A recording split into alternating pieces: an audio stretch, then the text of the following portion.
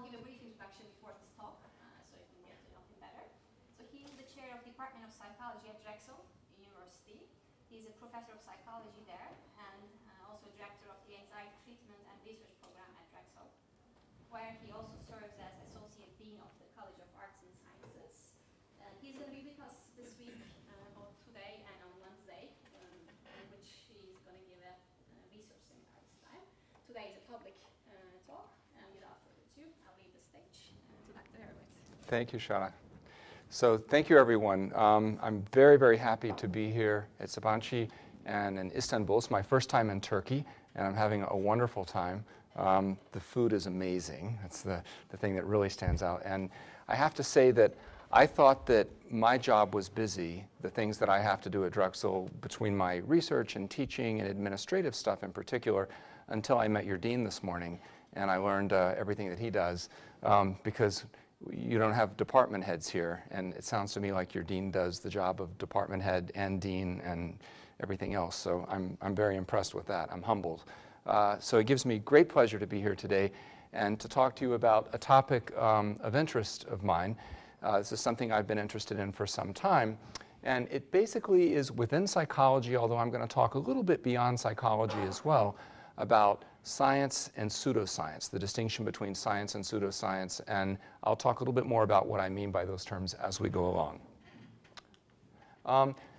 This is Candice Newmaker, this little girl here, and this is a picture with her biological mother, and she was about, in this photo, she was about 7 or 8 years old. And what happened is she was removed, she lived in the state of North Carolina in the States. She was removed from her family because there were allegations of abuse by the mother's boyfriend. And it's still to this day not clear if she was really abused or not, but she was removed from the home. And so what happened was she had a very close relationship with her biological mother, and after spending some time in foster care, she was adopted by a woman by the name of Jean Newmaker. And when she was adopted, she was apparently doing pretty well. Her school grades were good, but her adoptive mother was very upset because she would talk about, the little girl would talk about she missed her biological mother and she missed her siblings and this kind of thing, which the adopted mother took to mean that she was not sufficiently bonding with her. So she took her to a place, she went to a seminar by someone who specializes in something called attachment disorder.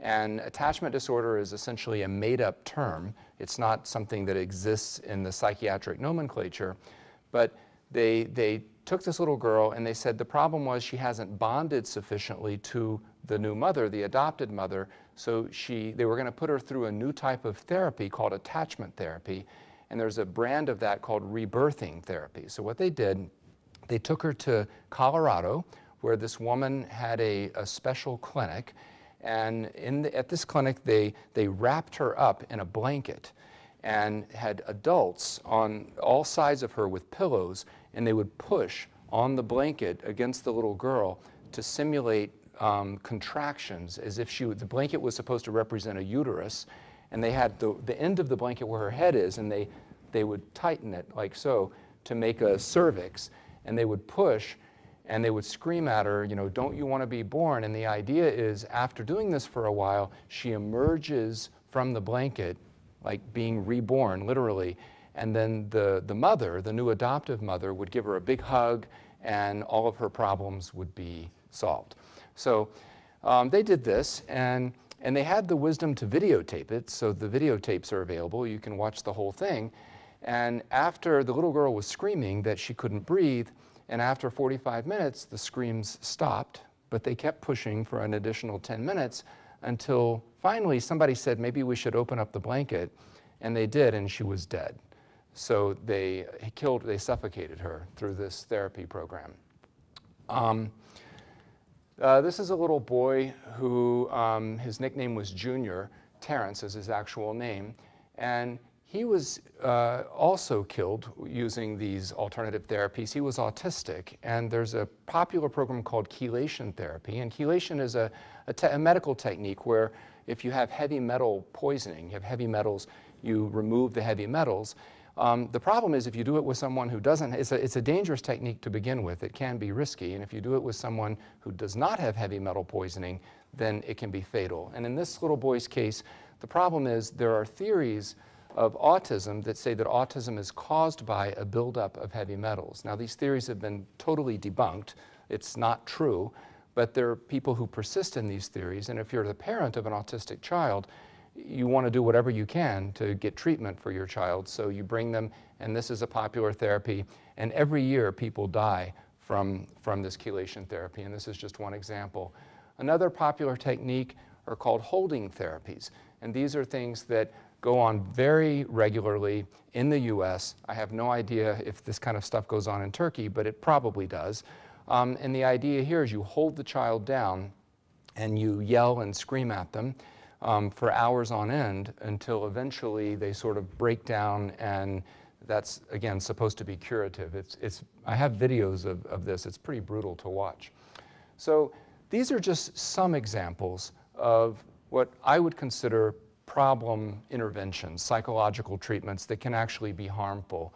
There's many others, and these are just a few examples. Probably the intervention that's the most widespread is psychoanalysis. You guys recognize this gentleman, Sigmund Freud. And the problem with psychoanalysis is that the theory on which it's based has been pretty much thoroughly debunked by now. It just scientifically doesn't hold up. So for example, if you look at the correlation between trauma at particular developmental stages early in life and later personality development or later psychopathology, which the theory makes very specific predictions about that, it simply doesn't hold up. I'm not suggesting that everything Freud said was wrong, but a lot of psychoanalytic theory is simply wrong. And moreover, the treatment that's been developed out of psychoanalytic theory is not terribly effective. To the extent that it does work, it's nothing about the specific treatment that causes it to work. It's just the more non-specific general, talking to someone. But nothing specific about the theory works. And it's much more efficient to do more straightforward treatments. Here, the analyst is working with the baby, and the parents say, he's already blaming everything on you. So the idea with psychoanalytic treatment is it's your parents' fault. So if you don't want to take any responsibility for your life, you can always just blame your parents. And I should say that in certain parts of the world, psychoanalysis is still the predominant treatment model. If you go to France, for example, France is notorious for psychoanalysis being the dominant model, and they still, in France, the popular view is that even things like childhood autism is caused by, psychoanalytically caused by parental rejection. And this is a pretty offensive idea if you're a parent of an autistic child. Fortunately, there's a growing movement even in France right now that's countering these ideas. But in much of Latin America and in certain parts of Europe, psychoanalysis, despite the data, is still the predominant treatment model. I didn't know until I came here today that we have a memory expert on your faculty, somebody who worked with Steve Sessi, and this is recovered memory therapy has become very, very popular in the US. It reached a peak in the late 80s, but is still very popular to this day. And the idea here is that many of your problems, especially if you're a woman, but men too, but mostly women, many of your problems are due to sexual trauma that happened early in life. You were sexually abused and you don't remember it. So there's a book, for example, it's very popular in the US called The Courage to Heal. And if you read this book, it has criteria and it asks women, it's targeted to women, and it says things like, do you get depressed sometimes? Do you sometimes get moody? Do you find that you have aches and pains that that you can't explain? Do you ever get tired? I don't know, just very generic symptoms. And then it says, if you answered yes to any of these, you were probably the victim of childhood sexual abuse and you just don't remember it. So you need to have therapy to remember this. And so what the therapy entails is having the person, it's very suggestive. And so little by little you make suggestions, oftentimes using techniques like hypnosis or other very suggestive techniques, until the person comes to actually have the memory. And their perception is that they recovered this memory, that it was essentially suppressed. and they've recovered it from some deep, dark place in their recesses of their unconscious. Now, of course, we know now that this is not how memory works. In fact, unless you have organic brain damage, you literally have brain damage, the difficulty is forgetting traumatic things. It's not failing to remember them.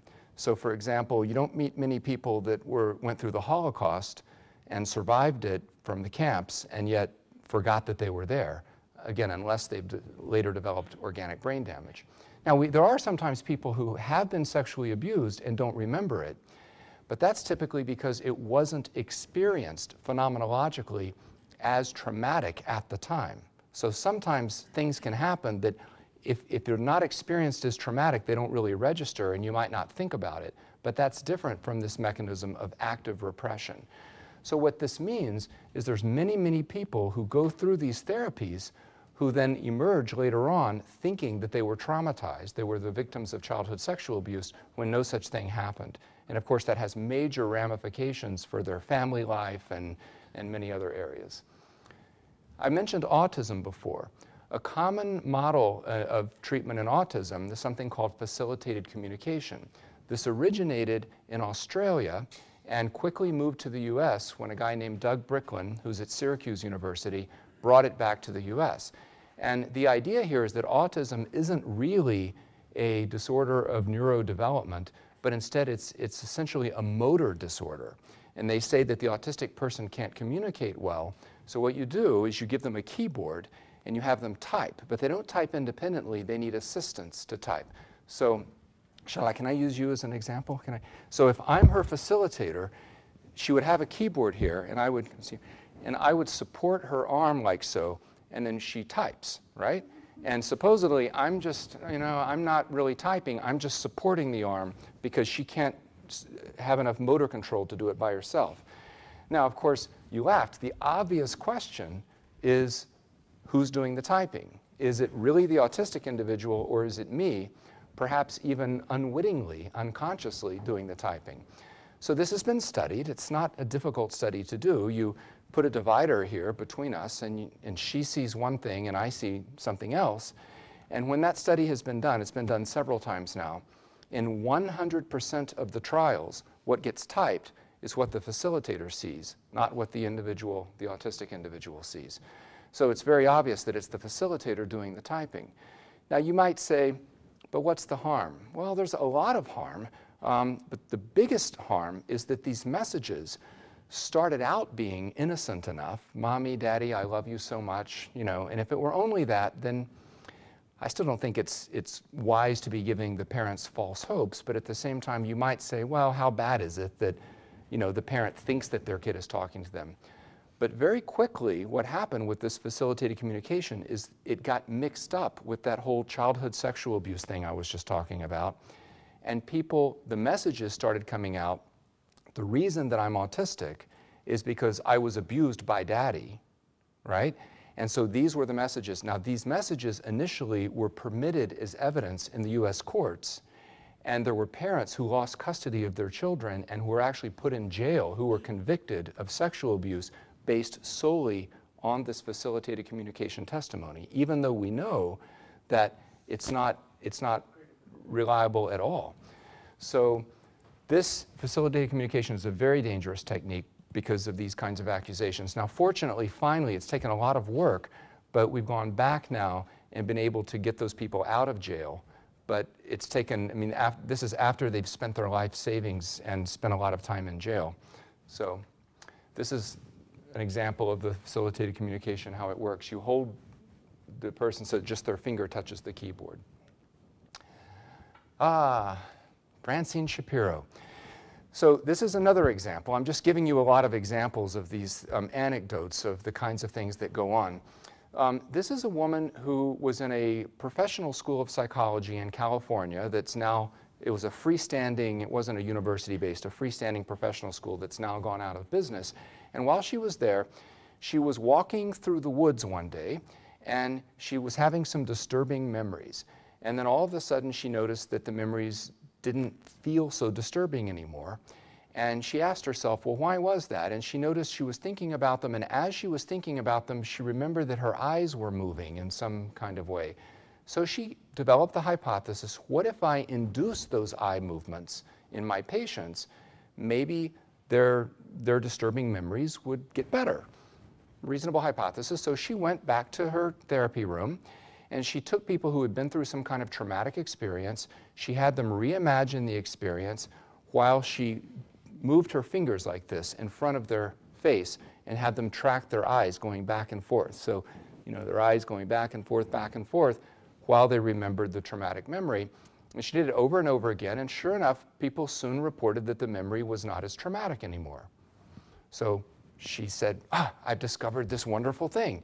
And she immediately took it on the road and started selling it, and she's now made millions and millions of dollars. She has this huge estate right on the Pacific Ocean in California that she bought with all of this money. She's made millions of dollars marketing this technique that she calls eye movement desensitization and reprocessing. That's the EMDR. Now, of course, if you had asked me about that, what I would have hypothesized is that what's going on is something that we've known about for a long time called imaginal exposure. And imaginal exposure simply means exposure therapy is when you repeatedly present a stimulus to someone who has an anxiety reaction to that stimulus. So if I take this thing here and I shock you, every time I show it to you and I shock you, right? And now I show it to you, you're going to have a negative reaction. But if I stop shocking you and I keep showing it to you over and over again, pretty soon that reaction habituates, it extinguishes.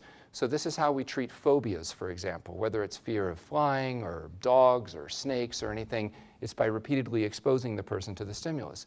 Well, the same thing works with traumatic images. If you have an image, for example, that is very traumatic, or a memory that's very traumatic, you can expose the person over and over again to that memory, and you have to do it in a careful way.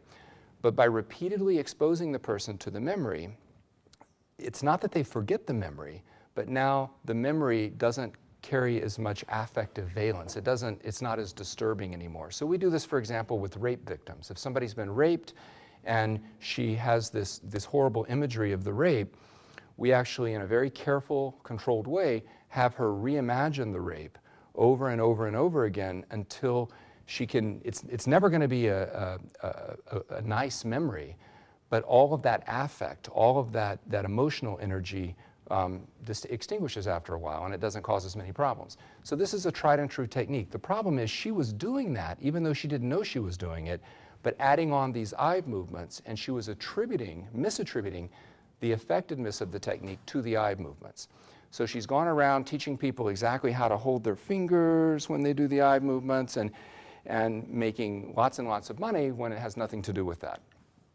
This is just some data showing that this is a study, this is the standard imaginal exposure for post-traumatic stress syndrome. The dotted line is the standard condition, and this is from pre to post treatment, and this is what happens from post to 6-month follow-up when you don't give them any more intervention, okay? So they're done with treatment at post-treatment. And then the dark line is the EMDR line, and what you see in every case is that the EMDR starts to relapse. They start getting worse again after treatment stops. What this suggests is even though in the acute phase, pre to post, EMDR works just as well as imaginal exposure, after treatment is over, the EMDR group starts relapsing more. And that's probably because they didn't process the memory as thoroughly because they were distracted by the eye movements. And there's quite a bit of research from the Netherlands also showing the same thing, that you get the same pre to post result, but then you get greater relapse in the EMDR condition. This leads us to the conclusion that what's effective in EMDR, that's imaginal exposure, is not new, and what's new, the eye movements, is not effective. However, this doesn't stop the people in EMDR from using it for all kinds of conditions that have never been, that it's never been tested on. And this is what's really disturbing, is 98% of EMDR practitioners attribute the majority of the effectiveness of the technique to the eye movements, even though there have been many, many studies, component control studies they're called, where you break it down, showing that the eye movements add nothing. If you do imaginal exposure versus imaginal exposure with the eye movements don't add anything. As I mentioned before, they may actually take something away at long term. And yet, that's still what people attribute the effectiveness to. And that's because we have a tendency to attribute the effects in things like this to the most vivid, the most salient feature of the treatment. And by the way, what the EMDR people have now done is, because it gets tiring doing this all day. I mean, if all day, all your patients, you're doing this, it could, you know, your elbow gets. So now they have these lights, these bars, and what you have a light here that goes back and forth. You just push a button, and the light goes back and forth, back and forth. And so they sell this for a lot of money. You can buy these on the internet. And so you just have to push a button, and your patient follows the light going back and forth with their head, even though it does nothing. This guy took it one step farther. He's, believe it or not, I don't make this up, he's a neighbor of Francine Shapiro, that other woman. So there's something about these guys that make a lot of money doing psychotherapy. Then they go buy houses on the Pacific Ocean in California. But he's a neighbor. And what he invented is something called thought field therapy. And thought field therapy is based on the idea that problems, and he started with psychological problems, but now he says most medical problems, including infectious diseases, things like malaria, are not really caused by all of the things that we normally think they're caused by. They're caused by disturbances in the thought field. Well, what's the thought field? Well, the thought field is this invisible field that surrounds us all, that goes in and out of the chakras, up and down our spine, and these sort of waves of energy, and you can't measure them. Well, he can measure them personally, but none of the rest of us can. And you have to, and to fix this problem, you have to fix the thought field. And the way you do that is through tapping. And this is the newest rage to hit America, is tapping therapies. So what you do is you tap on the other person, and you can also learn to tap on yourself, and you take your fingers, and there's strategic points where you tap here and here, here, and you tap, and the algorithm, the specific sequence of where you tap, is dependent upon the particular problem you're having. And only he can tell you, or his group can tell you, what sequence you need to tap to make your problems go away. But if you do that and you tap, then, you know, your problems go away. So he has a very interesting approach. What he also believes is that a lot of times these disturbances in the thought field are caused by toxins in the environment. So he'll often have somebody take like a beach towel, a big towel or sheet, and wrap it around you to block the toxins that are in your clothes, so that, you know, when he taps on you. And if that doesn't work, then you have to get undressed. So he has his, including his female patients, he will have them get undressed and tap on them. So, interesting guy. This is a paper that a student and I wrote in the Skeptical Inquirer. And I don't know if you guys are familiar with this magazine, but it's a really interesting sort of journal for the educated layperson. And they have various articles on these kinds of topics. But this is an article we wrote about tapping our problems away. Now they claim that, you know, they encourage people, if you have cancer, not to get chemotherapy or radiation, but instead to tap. They collect money and they go to Africa, where they go to villages where a lot of kids have malaria, and they tap on them to make them better. They've even discovered, this was brilliant, you can do what is called surrogate tapping, which means that I can tap on myself, but I can channel my energy to the other person. So, and he discovered this one time because he was getting ready to fly on a plane, and he noticed that somebody sitting across the aisle was very, very nervous about flying, and they were obviously in a panic. So he started tapping on himself, but, you know, channeling the energy over there to that person as he's tapping, and the plane gets in the sky, and after a little while, guess what? The person seemed calmer. So obviously it worked. Now he taps on animals, and he can even, for a fee, he'll tap for the problems of your deceased, the souls of your deceased family or friends. So, and you can buy, for $29.95, you can learn how to do this on Amazon. You can buy this. And if you really want to be good, for only $49.95, you can get the combo pack here. And if you really want to get the whole thing, then for $71.90, you can get the, what is it, the ultimate tapping combo pack. So these guys are very good at commercializing what they do.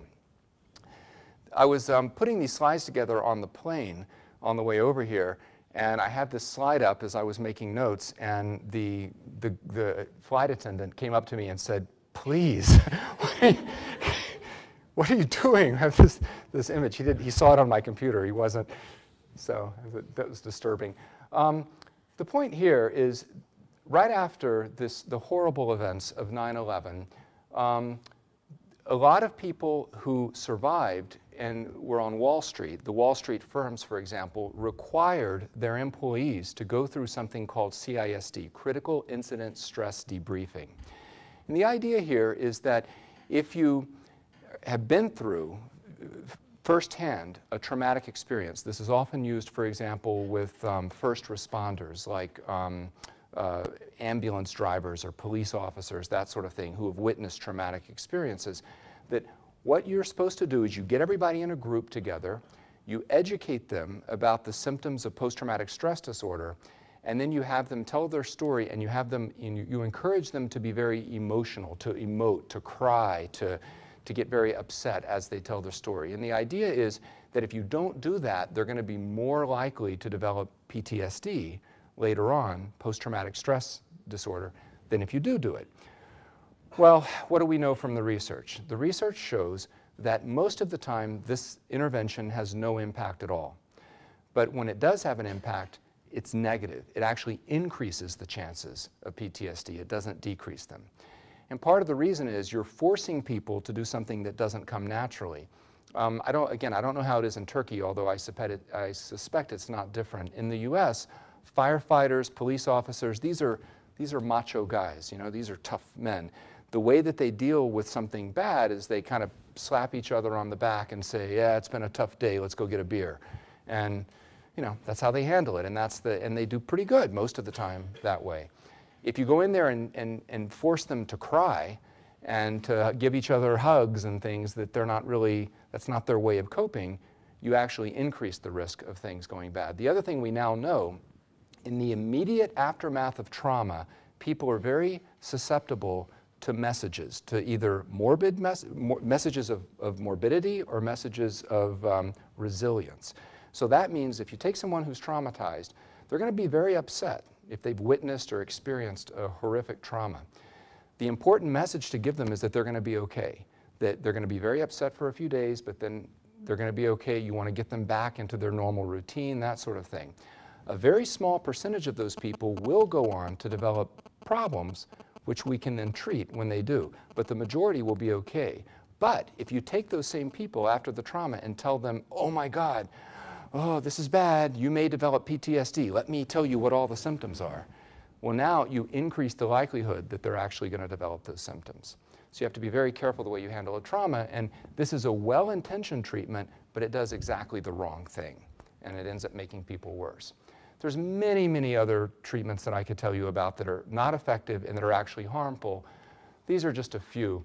One that's actually in the news a lot in the US right now is so-called reparative therapy for homosexuality. The idea is that you can take somebody who's gay and you can do some kind of therapy on them, and these therapies are almost always conducted by evangelical Christian religious people who are very conservative, and that's sort of the ideology of where it comes from.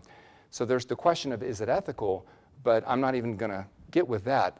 What I can tell you is that it doesn't work. It has been studied. It absolutely does not work.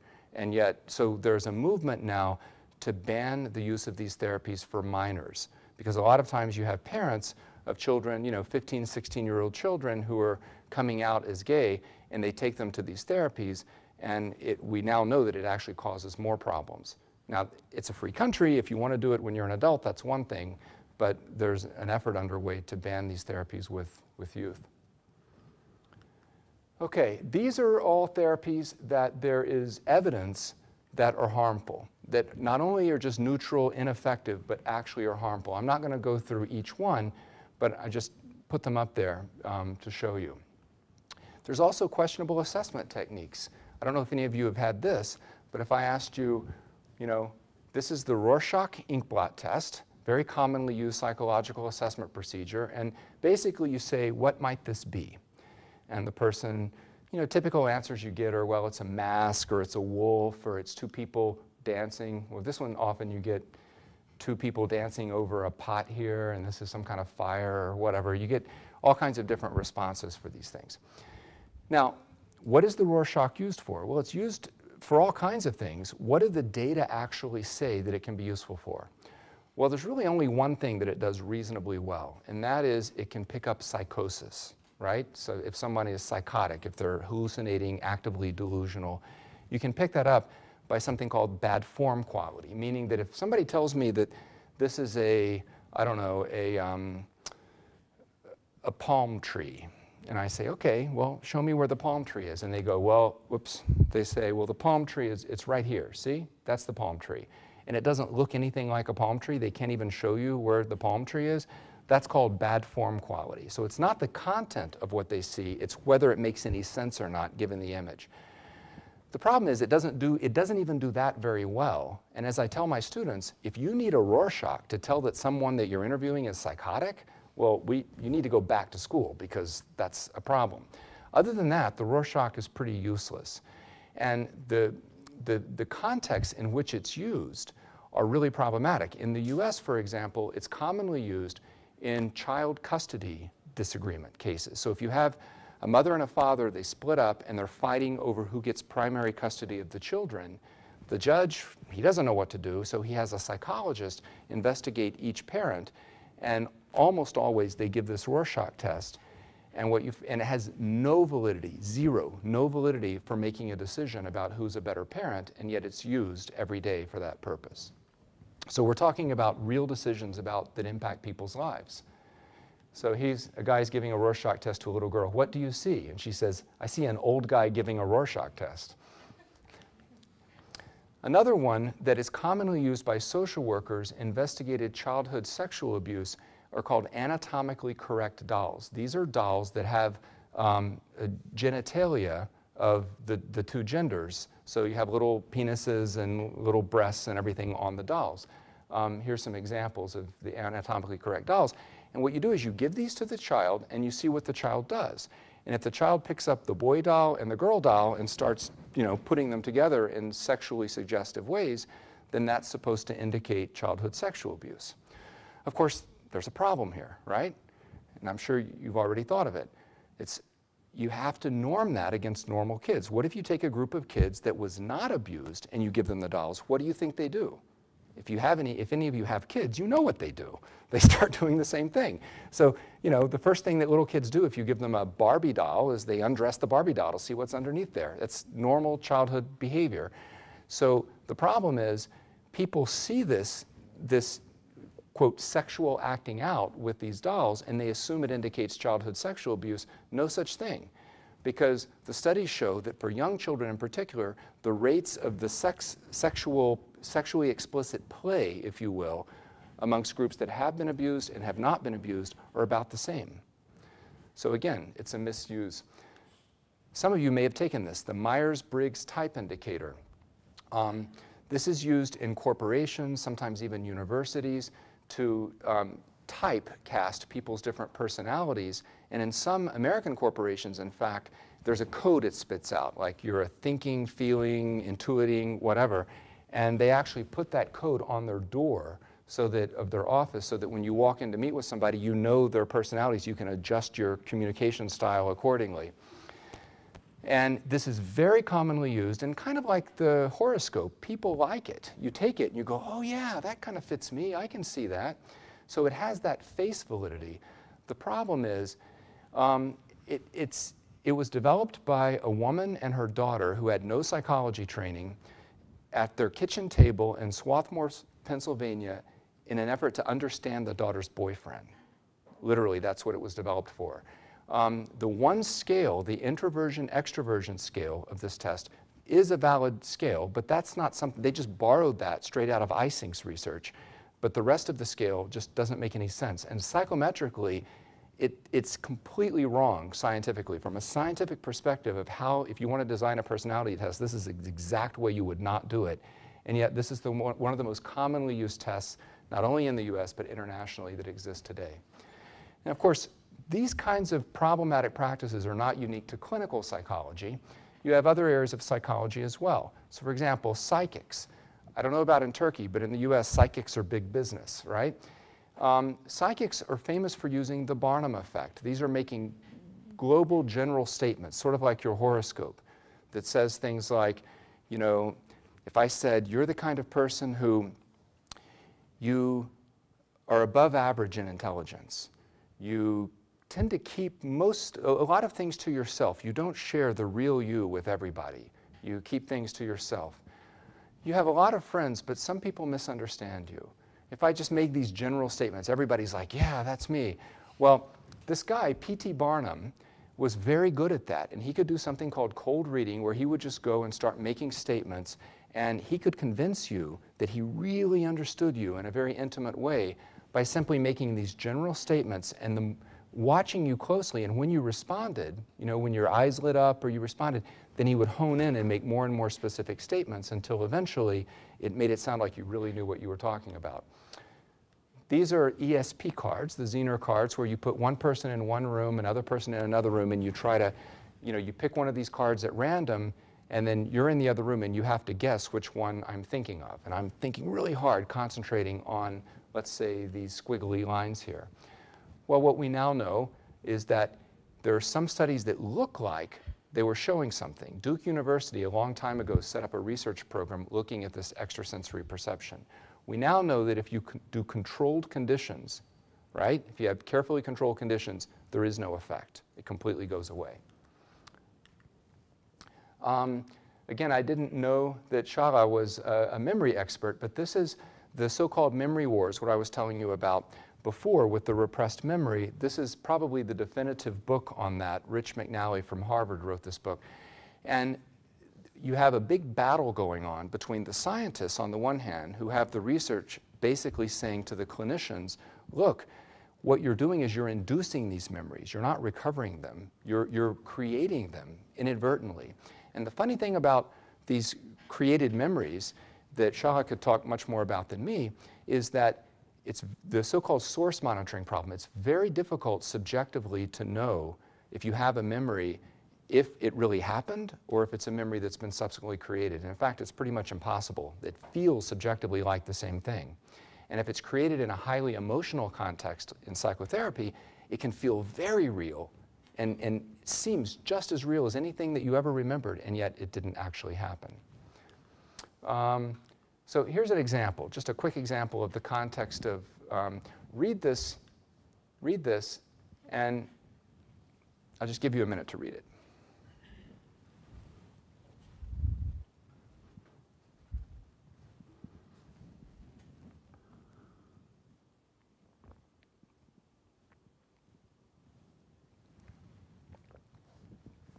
Now, if I asked you to remember, if I now asked you to recall that, even to comprehend it, but to recall it, probably pretty difficult, right?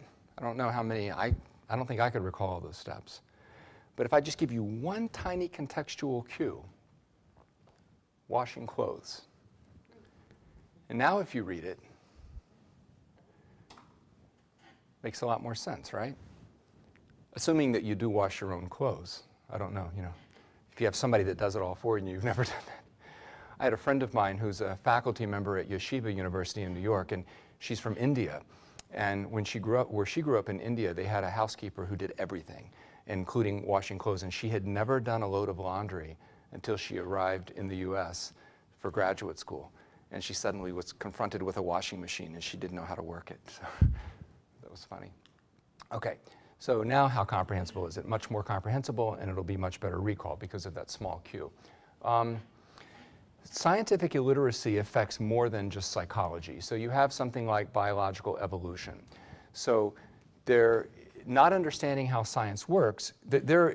Evolution, I'll just start by saying, and I assume that everyone in the room is an educated person, it's the foundation of biology. There is no question about biological evolution. Biologists argue over the details of the mechanisms. There's all kinds of very interesting questions going on about the mechanisms.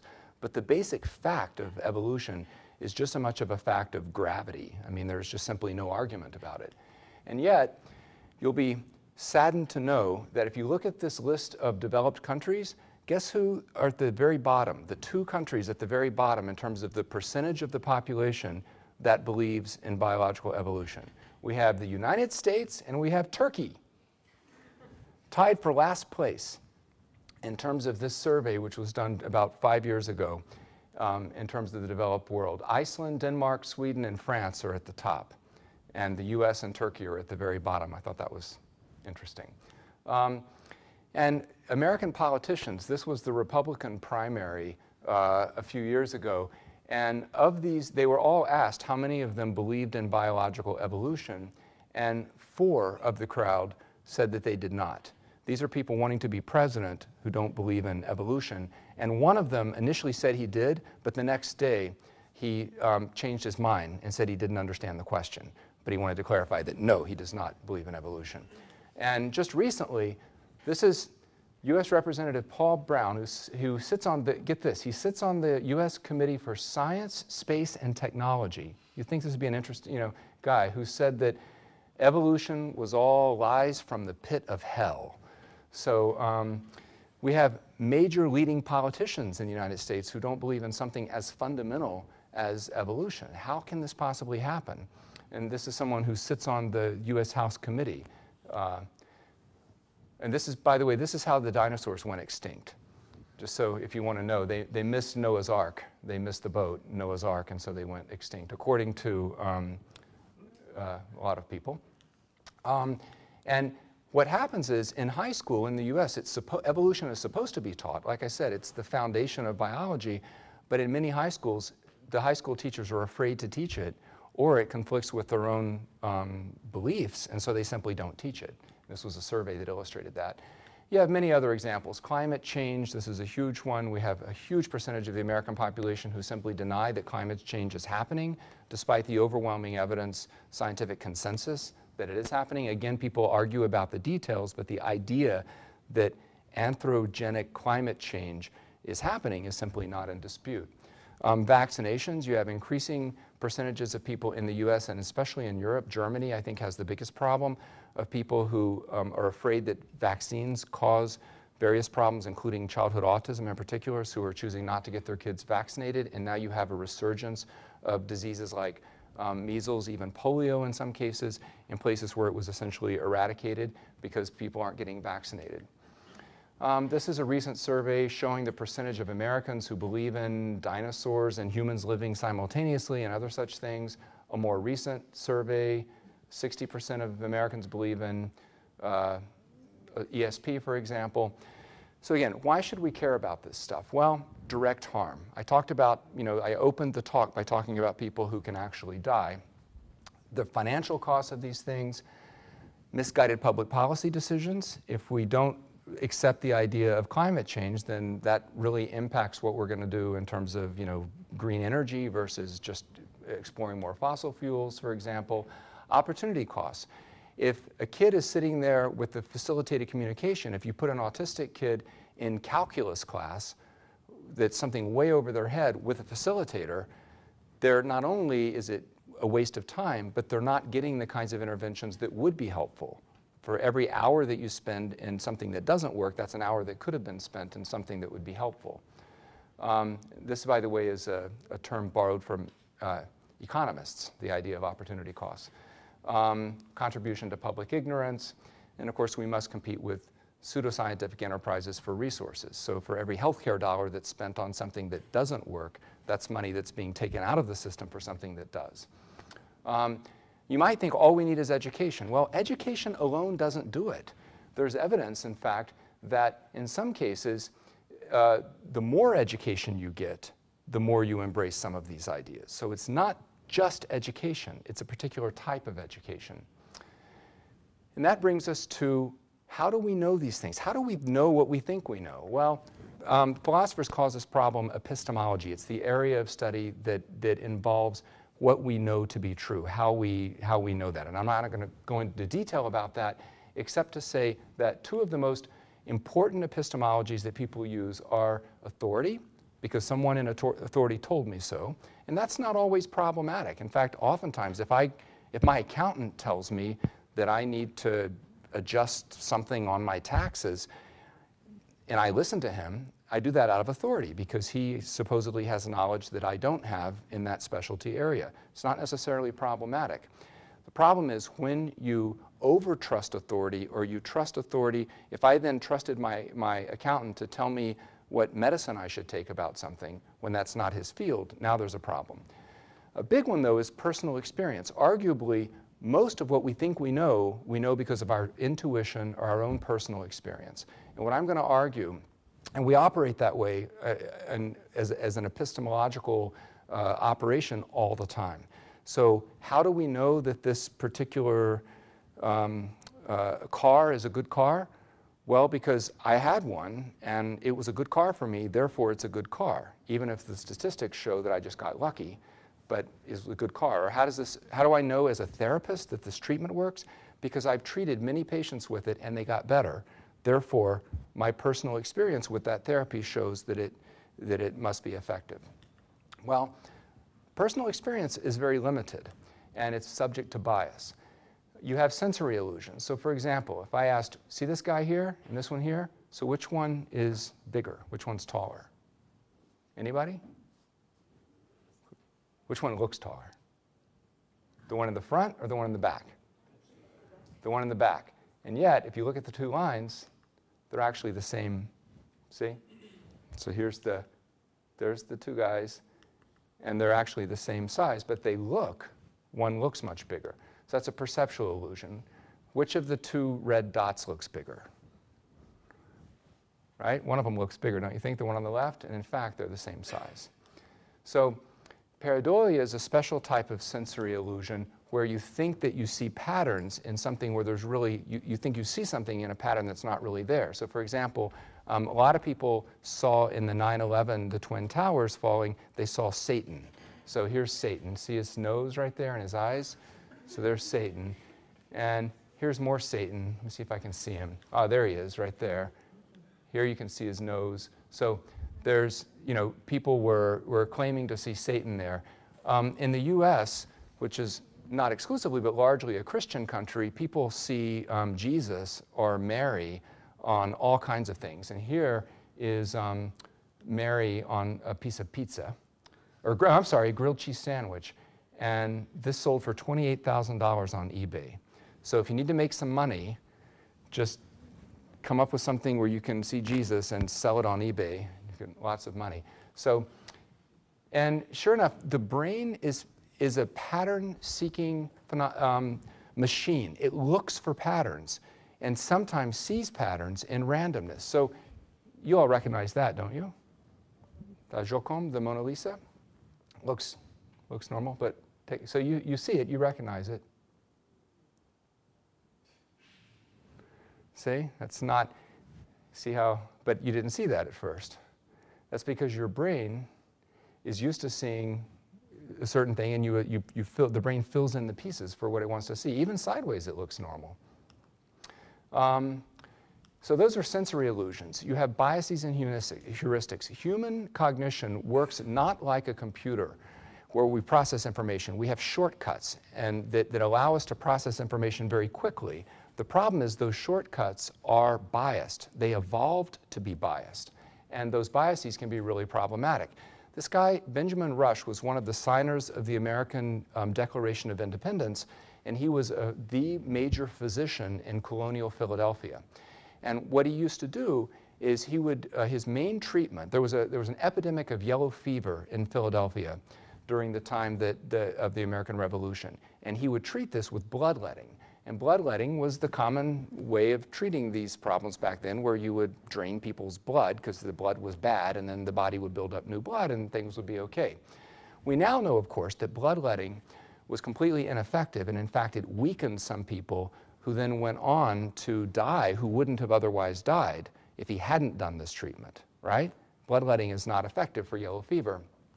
But by the end of the Revolutionary War, the epidemic of yellow fever started to abate, started to go down, and he was even more convinced than ever, that his treatment was effective. So how was he convinced? Well, the confirmation bias. The confirmation bias is probably the single most important and common bias, the way that these cognitive heuristics are biased. And that means that we tend to selectively process information that is congruent with our existing beliefs and to ignore information that is not. So you can think of something like racial or gender stereotypes. If you have a particular stereotype, a particular belief, you tend to filter information that is consistent with that belief and then ignore information that's not. This is very, very common, and in fact, we all do this. And you don't have to read this, but I was just pointing out that Francis Bacon recognized this as early as 1620. So this is not a new idea. People have known that this has been around for a long time. This is a study that a student and I did recently.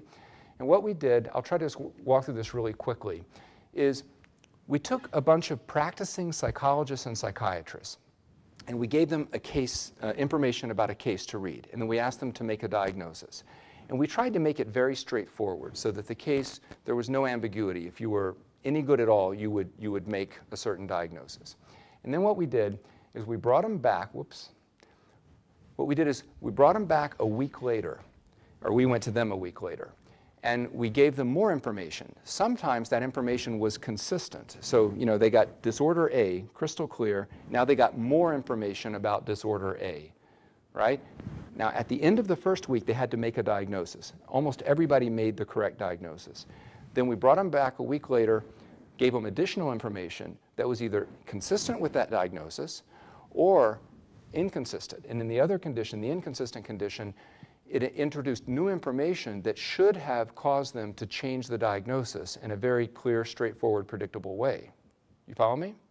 So one question was, did they stick with their first diagnosis? Because now that I've made this diagnosis, damn it, I'm sticking to it. You know, I made my diagnosis, so now I'm going to filter the information in such a way to stick with my original diagnosis, or do I go up? Oh, now this is new information. I'm going to change my diagnosis. And that would indicate the confirmation bias. But we had a twist. In half of the subjects in the latter condition, or actually in both conditions, half of the subjects, we explained what the confirmation bias was. And we said, look, you may have a tendency to stick with your first diagnosis because that's the one you gave and, you know, filter this information. Be careful. Don't do that. You know, really take into account the new information and think about it. You know, don't do that. So we tried to warn them and explain to them what it was and sort of put them. We were afraid, in fact, that the people in the first condition who would actually maybe change their diagnosis because we warned them and they thought we were trying to trick them or something. In fact, that didn't happen. What we found is that 33% of the subjects stuck with their original diagnosis, even though it was crystal clear that they should have changed. And more importantly, the instructions had no impact. So even if I tell you, there's this thing called the confirmation bias, don't do it. And here, I'm going to test you right now. Don't do it. Really you can't help yourself. Or a lot of people can't help themselves. You tend to do it anyway. It's a natural part of cognition. These are all other studies. I'm not going to go through each one, but they're all just examples of the very large literature on the confirmation bias, showing that whenever you give somebody a belief, or if you assess their belief, that they tend to filter information consistent with that belief. The problem, of course, is how do we teach people to get over the confirmation bias and these other kinds of biases? And that's an active area of research that we really, it's very depressing so far. What we know is it's very hard to get individuals not to do this. Now, there is an institution that allows us not to do this collectively, but I'll get to that in a second. Causation. I'm not going to talk much about that except to say that no matter how you define what a cause is, and philosophers can argue all day about the different definitions of a cause, that it's very difficult for people to understand causes intuitively, that we see illusory correlations and we assume that they're causally connected all the time when they're not. But the one I want to talk a little bit more is difficulties in probabilistic reasoning. So imagine this. Everybody do this. Don't yell out the result. Just think in your own head. Let's say that you have a population where, maybe here at the university, let's just say, where 1 in 1,000 of your students are HIV positive. And let's say you have a test that you develop, And in all of the positive cases, it's 100% effective. So if the kid is HIV positive, this will pick it up 100% of the times. But it also has a false positive rate of 5%, meaning that 5% of the time it's going to say that somebody who's negative, it's going to say that they're positive. So it has a false positive rate. So now you go out on the campus and you give somebody at random a test, and it comes back positive. Okay? So you just randomly pick a student and it comes back positive. The question is, what is the likelihood that the individual really is HIV positive? Okay, what do you think? Somebody be brave. Just tell me. Math professor, probably.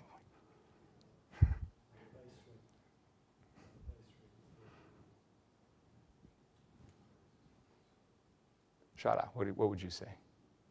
Well, I would say very, very low. Very what? Low. Very low? Really? You guys are too smart. Most people, including most physicians, if you ask them this question, they answer 95%. That's the most. Now, be honest. Did anybody think 95%? No one did? That's because you guys know Bayes' theorem. You understand the Bayes rate. Okay. In reality, that's what most people say when you ask them this question, because it seems like, but the piece of information that people aren't considering is this. The very first piece of information, that the base rate of the phenomenon, the actual increase, the actual answer is it's approximately 2%. This is the experience with that with Gigerenzer from Max Planck who visited us. He said, asked a similar question to the audience about that, and so perhaps the audience is trained. Well, this is good if they're trained. That's. I'm actually very impressed when I've given this slide before in other talks. It's very rare that you get anybody. It's usually just the mathematicians in the room who understand Bayes' theorem, or sometimes the statisticians. They pick this up. But I'm actually very impressed that you guys knew that it would be very low. But this is just an example of one of many examples of how we don't do probabilistic reasoning very well. Just like people who think that flying in an airplane is so much more dangerous than driving. I know, especially if you live in Turkey, because driving from the city today to here, wow, that was interesting. That was an interesting experience. So I think I'd be safer flying. Right. Good, thank you. So I feel better, the base rate. So how many, I don't know how many people there are in the room, but what would the probability of, let's say if there's 25 people, what's the probability that 2 people in the room share the same birthday? And keep in mind there's 365 days of the year. So here, of course, right. If there's 23 people in the room, there's actually a 50% chance. If there's 35 people in the room, there's an 80% chance that any 2 people share the same birthday. It seems very counterintuitive given that there's 365 days of the year, but that's how the math works out. The bottom line here is that our brains evolved to be pattern-seeking animals, and we tend to be to overdiagnose, if you will, to oversee signs of danger. So if I'm hiking in the woods and I see a curvy thing with a certain pattern to it, I might think it's a snake, right? And I startle and I avoid it and I look and it's only a stick, a curved stick. Is it more likely that I'm going to mistake a stick for a snake, or that I'm going to see a snake and mistake it for a stick? Well, it's obviously more likely I'm going to see a snake when there's really not a snake there, and that's because our brains are programmed to look for signs of danger and to see patterns. If you know that there's certain signs that the ground is going to flood on the Nile every year, then that's helpful for your survival. So we tend to notice these kinds of patterns. The problem is it's created a situation where we see patterns that aren't there all the time. And you might say that, well, I don't do this. I can see that other people have biases, but I'm not biased. Well, the reality is we all do it. And there's even evidence that people who are more intelligent in some cases are even more biased. And part of the reason for that is that you're more articulate. So you can defend your biases better. So if somebody points out contradictory information, if you're really smart and you're very verbally intelligent, you can explain away apparently contradictory evidence better and hang on to your biases. You can see this if you ever watch two theologians arguing. It's fascinating how, watching the layers upon layers of arguments.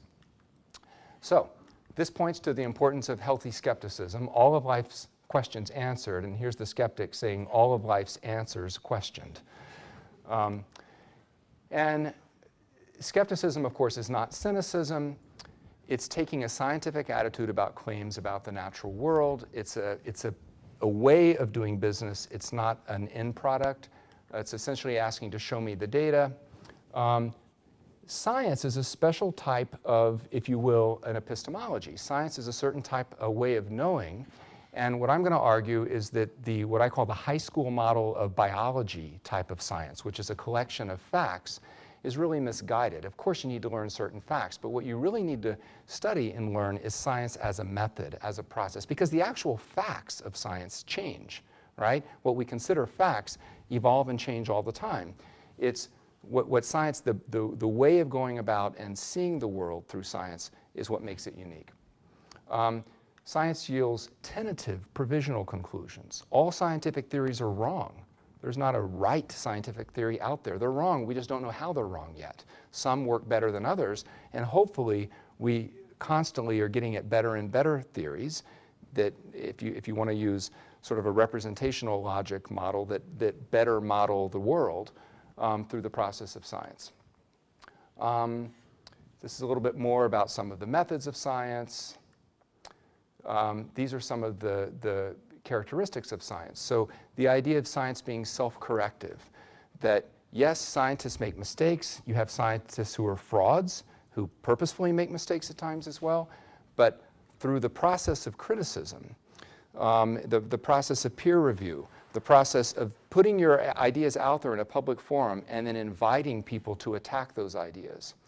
That's how science advances. If you're a scientist and you're a young, eager scientist wanting to get tenure or wanting to make it big, there's no better way to do that than if you can really definitively show how the masters in the field are wrong, right, and disprove them. So there's a certain spirit of trying to always challenge the status quo. However, science doesn't come naturally. You know, sometimes people think that if we could only let children just, you know, not indoctrinate them with certain ideologies, that they would just naturally become scientists. That's nothing like that is true at all. Science, there's a natural curiosity, but science is not intuitive. It has to be learned, and it's in fact counterintuitive because it goes against your personal experience. So I tell my students, for example, when it comes to psychotherapy, if I'm training clinical students, I say that I'm no smarter than Francine Shapiro or Roger Callahan, the guys that invented those techniques living out on the Pacific coast. In fact, they're probably smarter than me because look where they're living. So it's not that I'm smarter. The difference is I simply know not to trust my own judgment, not to trust my own intuition, that is, because I know that I'm biased. If I work with 2 or 3 patients with a particular problem and I do something and they seem to get better, then I'm going to attribute why they got better just naturally to what I did with them, which may have nothing to do with it. That's why we need controlled research to see if that's really what's happening or not. So this is one of my favorite quotes by the astrophysicist James Oberg. Keeping an open mind is a virtue, but not so open that your brains fall out. And this speaks to this tension that was articulated by the Scottish philosopher David Hume in particular, about the tension between being open-minded on the one hand and skeptical on the other hand, right?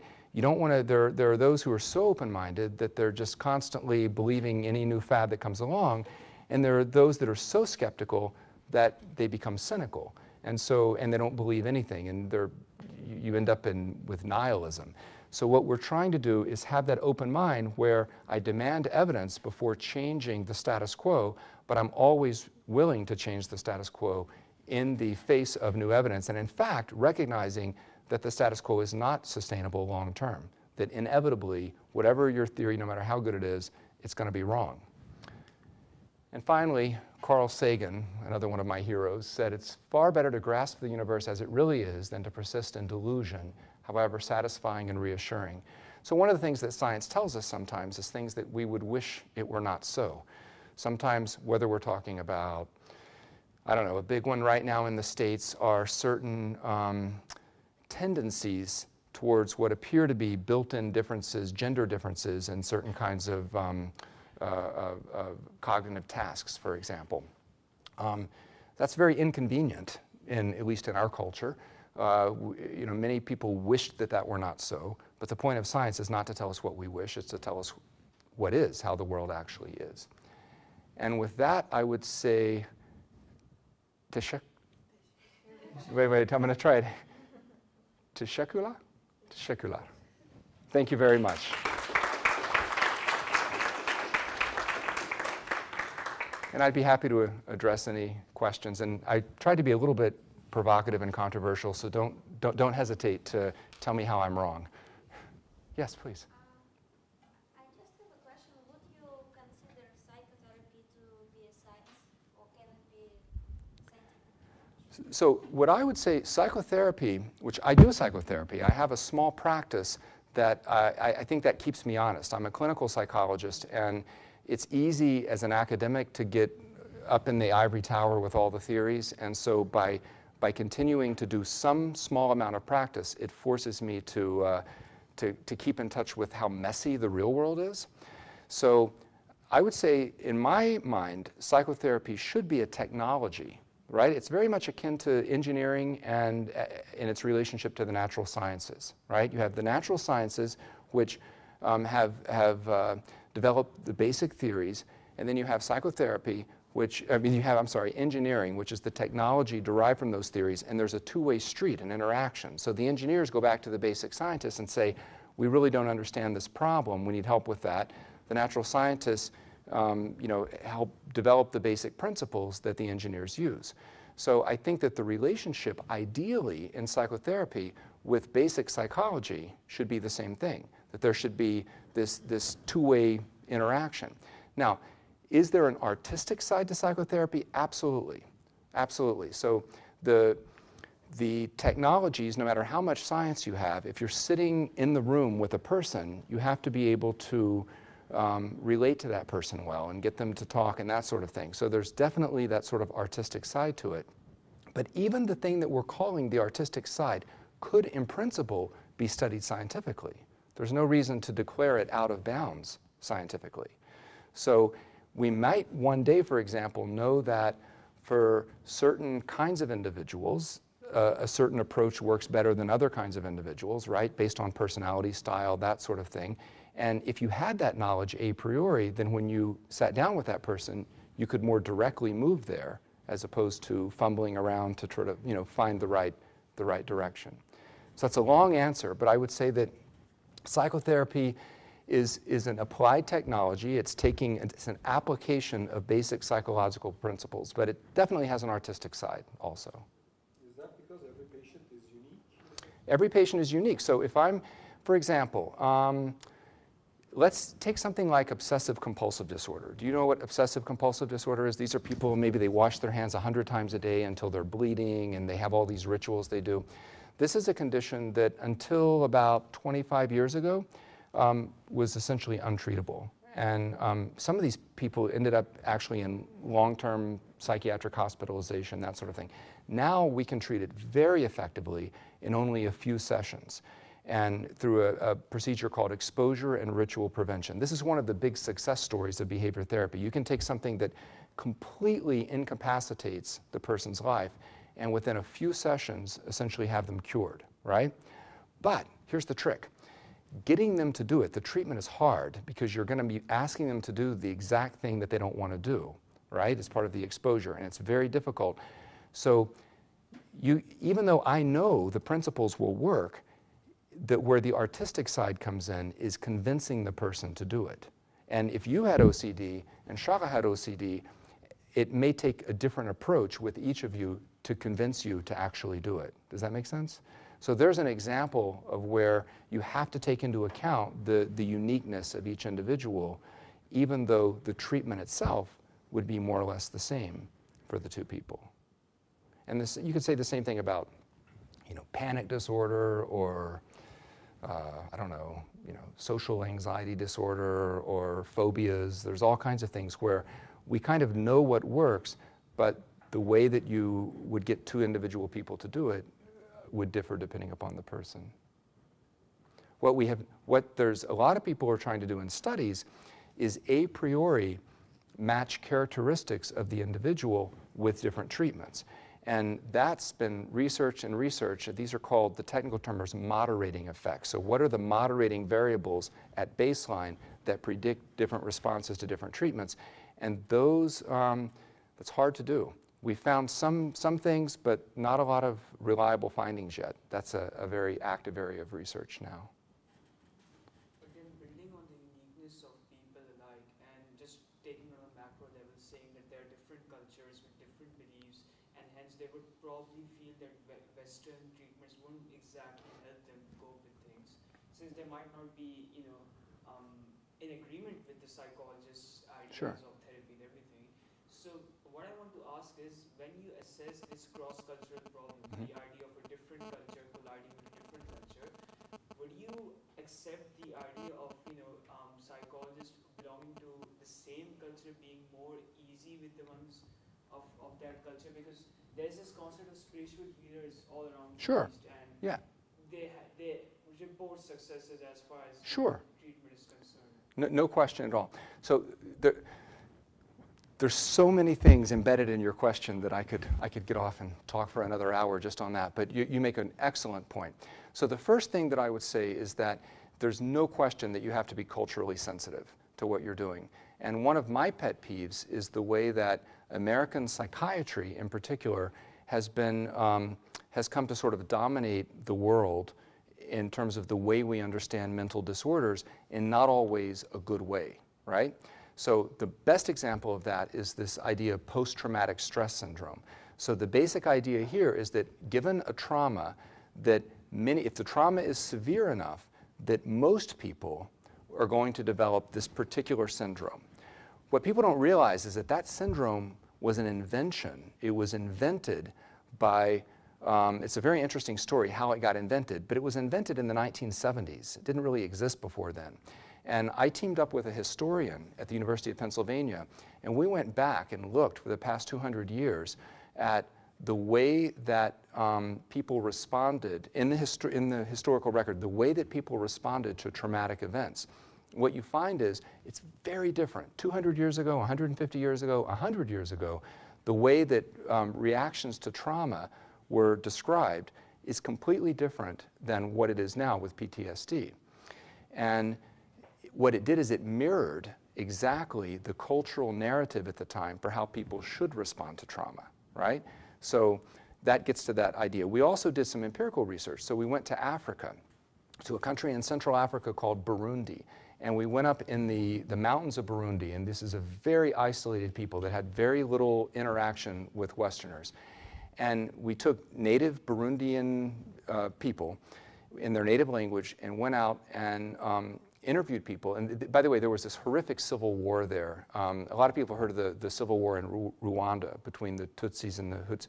Well, this was the same basic thing, but it happened in Burundi. And what we did is we asked them what kinds of trauma they had been through. And then we asked them we did a full assessment of their symptoms and to see how many of them had PTSD. And then what we also did is we asked how much exposure they had had to Western media. So for example, had they ever heard of the term PTSD? Had they ever heard of the term trauma, this sort of thing?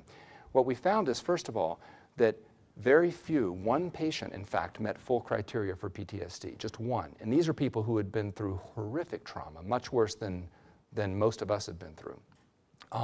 We found the most common thing that they had was depression. The most common psychological problem was depression, but that by far their most common complaint had nothing to do with depression or anxiety or anything like that. It was material goods. They wanted food and shelter and education, that sort of thing. But the most interesting finding was that the amount of PTSD-specific symptoms they had was correlated with their knowledge, their prior exposure to Western ideas. Okay? So if they had heard the word trauma before, or if they had heard the word PTSD before, typically from missionaries who were working, then that's usually who they heard it. Sometimes from radio, they would occasionally have access to radio.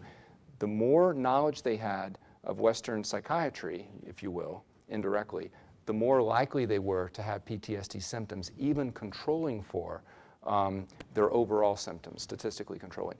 So those are just a couple of examples where I think that we have to be very careful about these sorts of generalizations across cultures. But now, having said that, I'll say one more thing. In the States right now, there's this very popular program of what's called multiculturalism. And the idea there is that the common way that that plays out is not just these sensitivities that we're talking about, but it's basically saying that if you understand the person's gender and their race, those two things in particular, and you have a deep understanding of their gender and their race, that trumps everything else. And I actually think that that's actually very sexist and racist to assume that all people of, you know, African descent who are female are alike somehow, or that that's even the most important part of their identity. There are some women for whom being female is a huge part of their identity, and something they think about a lot. There's others for whom it's not that important, and it also depends upon the disorder. If I have a male and a female that are both OCD, right, the treatment I'm going to do is going to be pretty similar. Now, I may need to have certain sensitivities, of course. I remember when I first did a fellowship in New York City, I was at a hospital that served a whole lot of Orthodox Jewish population. And I'll never forget the first time, and I didn't know anything about this population, and the first time I went and I met an Orthodox Jewish woman, and I reached out my hand to shake her hand, and she looked at me horrified. And I didn't know at the time that we're not supposed to touch. And so I made a big faux pas. So I very quickly learned to adjust. And sure enough, there are many cultures where the extended family has a much bigger role. I remember, and one of my jobs as associate dean is I have to give talks to families, prospective families coming to the university. And one time there was and typically when the students would be accompanied by maybe one parent, sometimes two parents. And I remember we had a couple of students from India. They came over, and there was mom and dad and the grandmother, and there was the whole entourage came. There was like about 10 people came with the student. The student was embarrassed, like this.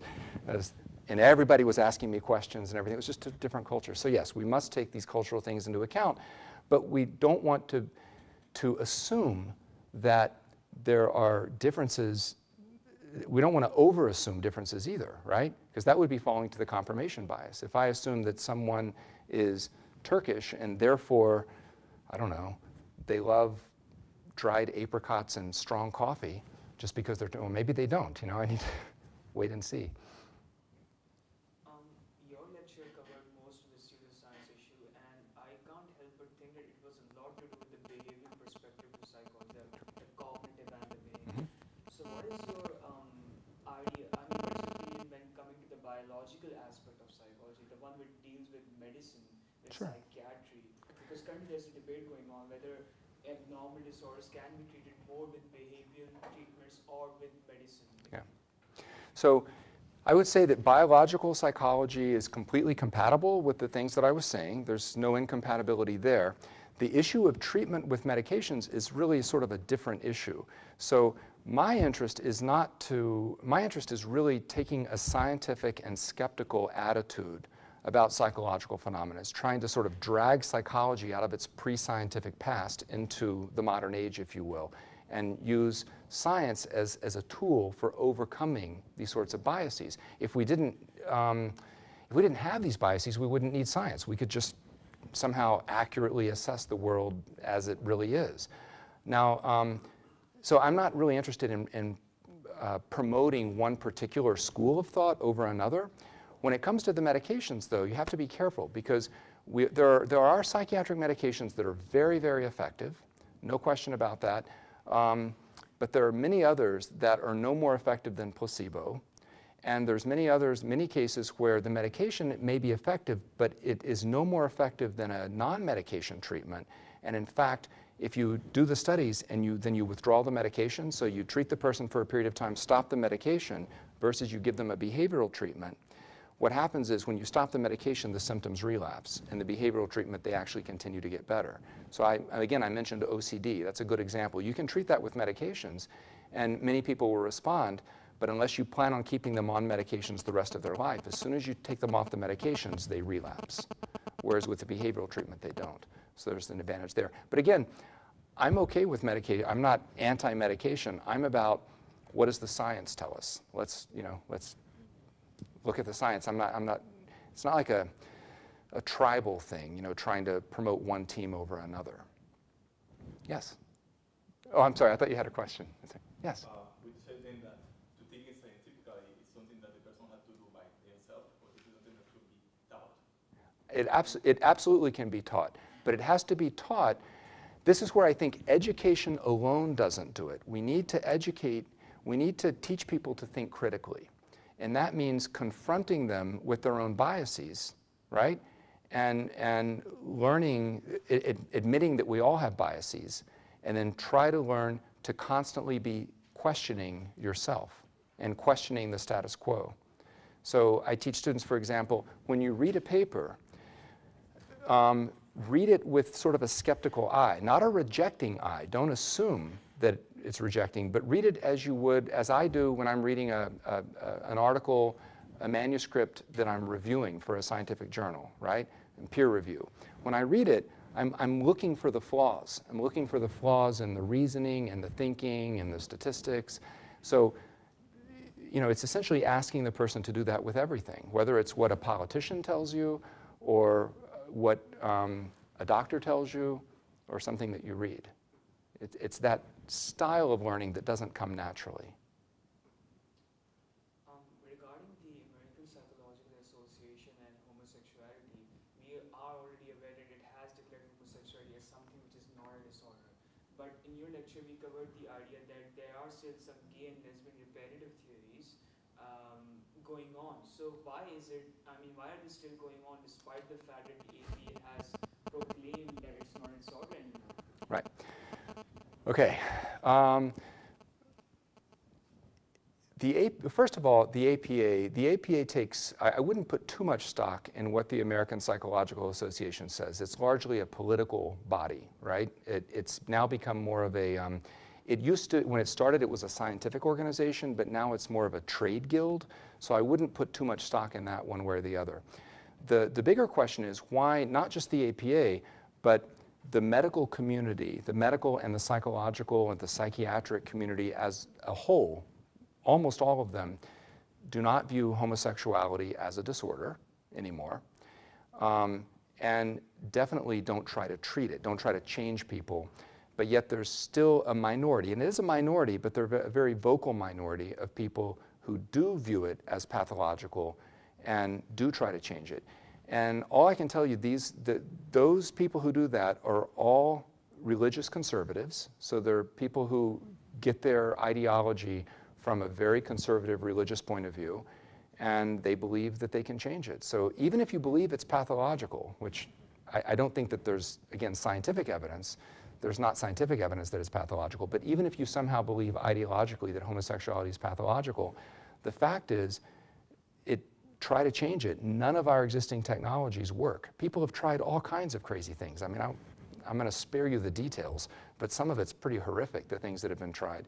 And it doesn't work.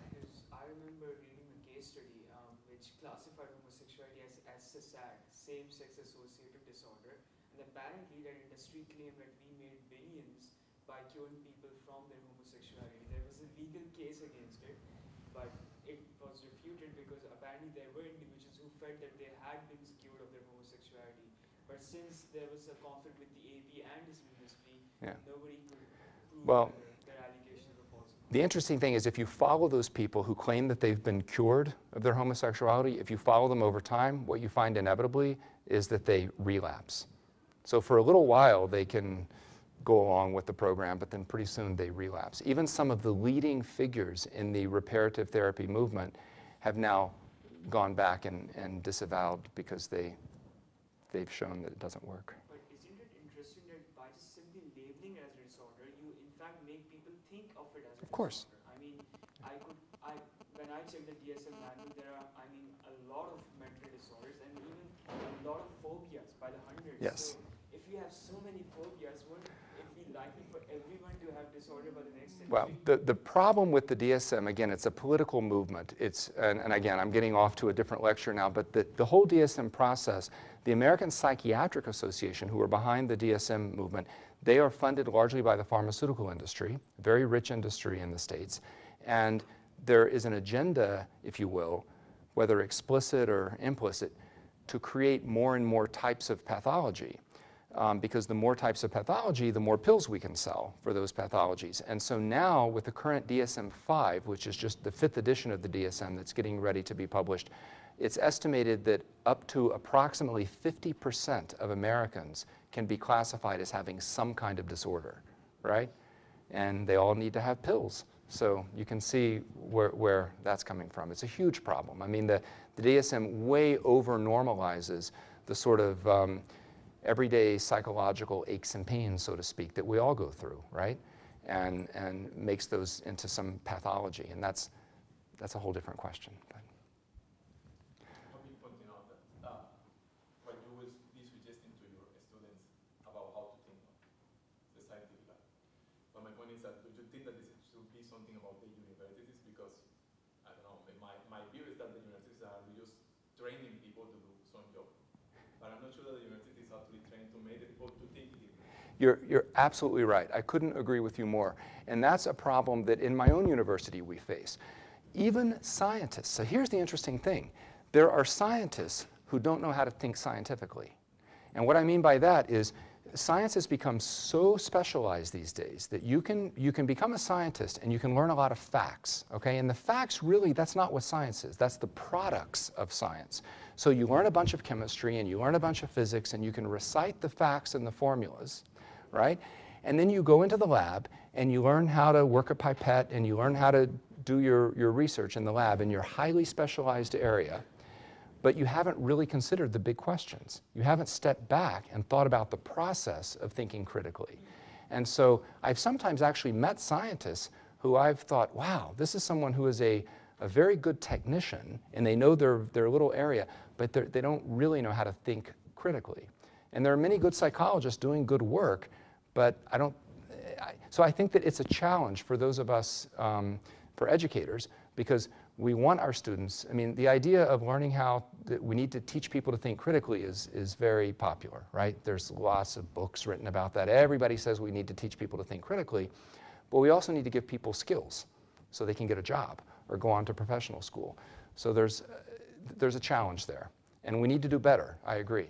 And all I was trying to point out here is some of the dangers if we don't do better. People growing up, the Francine Shapiro, the woman walking in the woods, I don't blame her for having this idea that maybe moving eye movements matters. It's an interesting hypothesis. The problem is she wasn't able to think critically to know how would I have this idea, have this observation, how do I test that out? What test do I need to do to test that out? Instead, she automatically assumed that the most distinctive feature of her observation, which is the eye movements, was causative. And then she took that to the road and started selling, making millions. So it's learning how to sort of be questioning yourself, examining your own motives.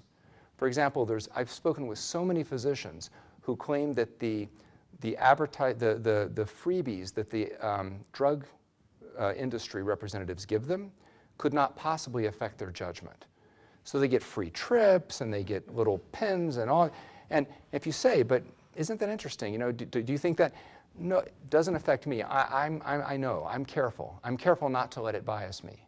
But of course, we know, of course it biases. I mean, and the drug companies know. You think they're giving away that stuff for free? No, they know they're getting a return on their investment. So they know exactly. They can track how many prescriptions the doctor writes of this and that, and they know exactly what they're doing. But we like to all feel like we're not being influenced. So it's critical that we do a better job of teaching people to think scientifically, or else we're going to end up with more of this. The autism vaccine thing is a classic example. You have a child vaccinated around 18 months old. They get a big dose of vaccines. And then it's around that age, a little bit after that, around 24 months or so, that you really start seeing the language delays characteristic of autism. So shortly after, around the time or shortly after the vaccine is when you see people the child becoming autistic. And so people naturally make a causal link there, right? Well, that's a hypothesis, but then you have to go test it out. It's what the logical positivist, the philosopher Reichenbach, distinguished between the context of discovery and the context of justification. The context of discovery, anything goes. Wherever you get an idea is great. There's no limits on that. You can have a dream, you know, and have a cool idea. The context of justification is where you sort that idea out to say, is it true or false? When does it work? When does it not work? I'm sorry, you had a shot? No, it's a general question. Do you fear at all that teaching to avoid confirmation bias could be only domain specific? That you can learn that maybe in your specialized area, in your domain, but after all, it's based on a human need, avoiding conflict, avoiding ambiguity, avoiding Yes. any sort of. What's the way to deal with it globally? Well, that's what you have to figure out in your research program. And then, so honestly, I don't know. I mean, we know so little about how to teach people to use the biases effectively, right? Because they evolved for a particular reason. I mean, they're useful much of the time, but they also tend to give us a lot of false positives, right? A lot of false alarms. And so how do we teach people to correct these biases? And as I pointed out in that one study we did, the existing research on that is pretty depressing. Simply explaining to people about them doesn't seem to do it. If you tell people, even professionals, here's this bias, here's how it works, you're likely to do it, don't do it, try not to do it, they still do it. Is it possible to increase tolerance for ambiguity, for example? Would that be one? I think that's exactly one. In fact, I think that's an excellent point. Part of the thing about ideologies, about sort of fundamentalist ideologies in particular, whether they're religious or political or even scientific, is they are an attempt to resolve ambiguity. People don't like to have answers that are imperfect, probabilistic, tentative. But in science, that's what science is all about. All of our answers are only tentative, and they're only probabilistic, and they're only good for a while until they get replaced by a better answer. And so being a good scientist, you learn to tolerate ambiguity. You learn to say, take the whole Schrodinger's cat thing, right? You guys know quantum physics? I mean, I've heard some of my physicist friends tell me that if you think you understand quantum mechanics, then you clearly don't, because it's just sort of by definition. So the Schrodinger's cat, I mean, how can Schrodinger's cat be alive and dead at the same time? And, you know, it's a very hard thing to get your head around, but there's a certain tolerance for ambiguity, right? If you're a cosmologist studying the universe and the idea of, you know, a multiverse, the Big Bang, all these things, there's a lot of ambiguity that you have to be able to tolerate to hold those ideas. Or to hold, there's many instances where we have one theory that works better in a certain domain, and then a very closely related domain, another theory works better there. So everybody wants to know, well, which one is true with this capital T? In science, we're not after truths with a capital T. We're after truths with the little t, truths that work locally in a certain domain, but may not work in a different domain, and that's okay. But that requires a great deal of tolerance for that level of ambiguity. And in your lecture, you mentioned the idea of bringing back repressed memories into the open to help rape victims, you know, recollect those memories and try to condition themselves not to feel threatened by them. But the thing is, haven't there been studies which show that, in fact, bringing repressed memories to the surface might cause more distress to the patient? I mean, yes. So first of all, but the way you and what I think I'll do is I'll answer this question, then we can stop, and then but I'd be happy to stick around and answer more questions if people like. But implicit in the way you ask the questions assumes the validity of repressed memories. It assumes that process actually, I think, at least the way you worded it. And what I'm suggesting is that there are no such thing as repressed memories. There are things that you might have forgotten about, many things that you just don't think about. If I asked you, for example, what did you have for breakfast this morning? Do you remember? Could you tell me? Okay.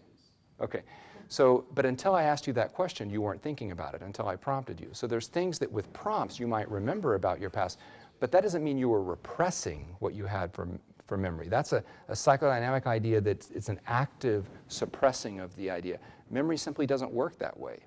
There's no evidence that memory works that way. And yet there's a whole field of psychotherapy that is based on that idea. And these people actually actively ignore the science. When people like Shala come up and say, but let me show you the science on the way memory works, they don't want to have anything to do with it. Because I was reading this study by Lopez and Palmer regarding the reconstruction of memory, and from what I gathered was that basically, when psychologists ask leading questions to the patients, these questions might in fact create another alternative reality altogether. Exactly. They might imagine that this actually did happen to them. Well, that's exactly the point, and that's exactly what happens. And in fact, it doesn't have to. It can be very subtle manipulations you can do to create memories. The way, if you take somebody that's witnessed a traffic accident, the way that you ask the questions, just very subtle ways, differences, the way you ask the question can shape what they remember about the accident. It's fascinating. Okay. Thank you. Thank you very much. I appreciate it. Thank you.